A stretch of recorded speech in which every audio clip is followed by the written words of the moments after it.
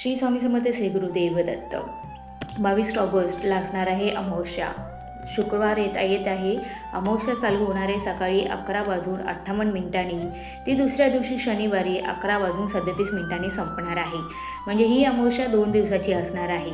या दिवशी म्हणजे शुक्रवारीच आपल्याला आपल्या मुलांसाठी, प्रत्येक आईने तिच्या मुलांसाठी योगिनीच्या जो 64 योगिनी आहे त्यांची पूजा करायची आहे.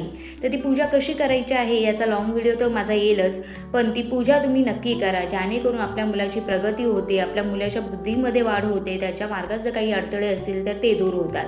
तर शुक्रवारी तुम्हाला हा उपास करायचा आहे. शुक्रवारी तुम्हाला ती पूजा करायची आहे. म्हणजे 64 योगिनीची जी पूजा आहे ती फ्रायडेला करायची आहे. कारण की शनिवारी सुद्धा अमावस्या असल्यामुळे जर काही गृहिणी या वर्किंग असतील, त्यांना जमत नसेल, तर त्यांनी शनिवारी सुद्धा ती पूजा केली तरी चालते. खूप छोटी आणि साध्या पद्धतीची पूजा आहे, पण ही जर पूजा तुम्ही केली ह्या अमावस्येला, कारण की ही अमावस्या म्हणजे काय, दर्श पिठोरी अमावस्या, आणि या दिवशी बैलपोळासुद्धा आहे. शेतकरी आपल्या बैलांना या दिवशी थोडा आराम देतात. तर 2 खूप महत्त्वाच्या गोष्टी या दिवशी असणार आहे. एक तर दर्श पिठोरी अमावस्या आहे, त्याच्यानंतर बैलपोळा आहे. तर 64 योगिनी ज्या आहेत त्यांची पूजा तुम्हाला आपल्या मुलांच्या प्रगतीसाठी नक्की करायची आहे. शुक्रवारी पण करू शकता आणि शनिवारी पण करू शकता. आणि कमेंटमध्ये लिहायला विसरू नका. श्री स्वामी समर्थ.